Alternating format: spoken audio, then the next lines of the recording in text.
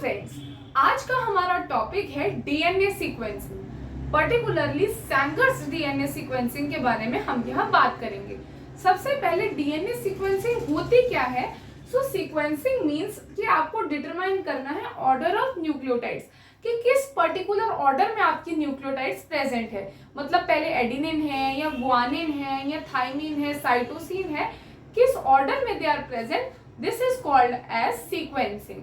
तो सैंगर्स ने क्या किया था? सैंगर्स मेथड का एक दूसरा नाम है चेन टर्मिनेशन मेथड। इन्होंने यूज किए थे डाइडिऑक्सी न्यूक्लियोटाइड्स। अब ये डाइडिऑक्सी का क्या मतलब है, आइए हम देखते हैं। सबसे पहले आपको जनरल पीसीआर इसके लिए पता होना चाहिए। जब भी आप पीसीआर करते हो यू फॉलो 3 स्टेप्स। आपके पास एक टेम्पलेट होता है, आप करते हो डीनेचुरेशन। डीनेचुरेशन मतलब कि हम अपने डीएनए को इतना हाई टेम्परेचर देते हैं जिसकी वजह से ये जो स्ट्रैंड्स हैं ये सेपरेट हो जाते हैं। नेक्स्ट स्टेप इज एनीलिंग, जिसमें हम फॉरवर्ड और रिवर्स प्राइमर प्रोवाइड करते हैं। ये प्राइमर क्या है? प्राइमर होता है शॉर्ट ओलिगोन्यूक्लियोटाइड सीक्वेंसेस जो कि आपके इस टेम्पलेट से कॉम्प्लीमेंट्री होंगे, तो ये बाइंड कर जाते हैं कॉम्प्लीमेंटेशन की वजह से।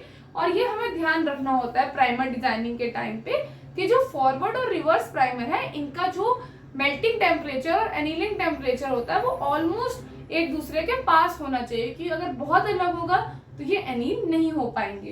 तो जो आपका एनीलिंग का टेम्परेचर रहता है that is generally about 55 to 60 degree Celsius.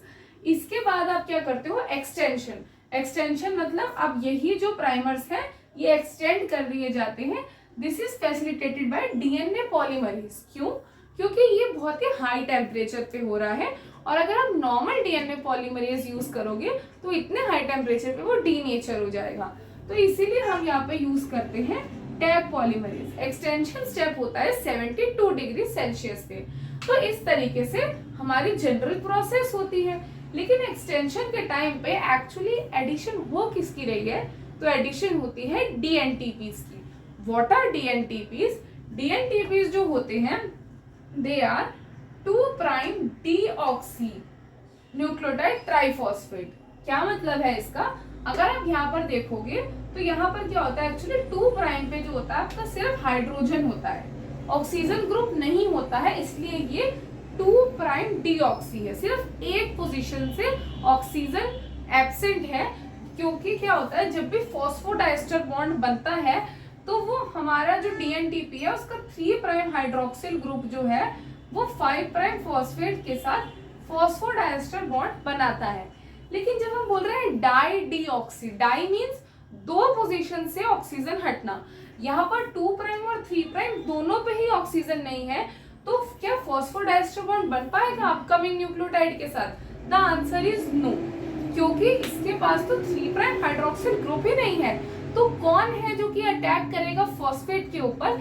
इसीलिए जब भी डाइडिऑक्सी आएगा आपकी चेन वहीं के वहीं टर्मिनेट हो जाएगी एंड प्रोसेस रुक जाएगा। यही टेक्निक थी जो सैंगर्स ने यूज की थी। जबकि अगर डीएनटीपी होगा so it will keep on moving forward and extending. जब डीडीएनटीपी होगा वहीं पर आपकी चेन जो है वो स्टॉप हो जाएगी बिल्कुल। उन्होंने क्या किया, जब भी वो डालते थे सपोज डीएटीपी डालो तो रिएक्शन आगे चलेगा, जीटीपी डाला तो चलेगा, बट जैसे ही मैंने डाला डीडीएटीपी, अब ये क्या था? डाइडिऑक्सी, इसके डलते ही आपकी चेन वहीं टर्मिनेट हो जाएगी। तो ऐसा क्यों है? क्योंकि जो टैग पॉलीमरेज है उसके पास ये एबिलिटी नहीं है कि वो पहचान सके कि डल क्या रहा है, डीडीएटीपी डल रहा है या डीडीजीटीपी डल रहा है या डीजीटीपी डल रहा है। Basically it can not distinguish between deoxy and dideoxy. इसकी वजह से जो भी आएगा वो जस्ट इनकॉर्पोरेट करता जा रहा है। लेकिन जब भी डाइडिऑक्सी डलेगा ना तो आपका रिएक्शन वही टर्मिनेट हो जाएगा। यही प्रिंसिपल यूज किया था सैंगर्स ने। इसके अलावा इन्होंने एक और मतलब थोड़ी अच्छी मेथडोलॉजी डिस्कवर करने के लिए ऑटोमेटेड डीएनए सीक्वेंसिंग भी दिया, जिसके अंदर क्या होता था कि हर डीडीएनटीपी को फ्लोरोसेंटली लेबल कर दिया गया। मतलब सपोज रेड कलर डीडीएटीपी के लिए है, black is for GTP, blue is for CTP and purple is for TTP. अब कोई आपको जैसे पीक दिखेगी, सपोज अब मुझे पीक दिखी है किसी भी कलर की, जैसे मैं मान लेती हूँ कि ऐसे आई है, मेरी ब्लू की पीक आई है, ठीक है। तो इसका क्या मतलब हुआ है कि यहाँ पे आया होगा DDCTP।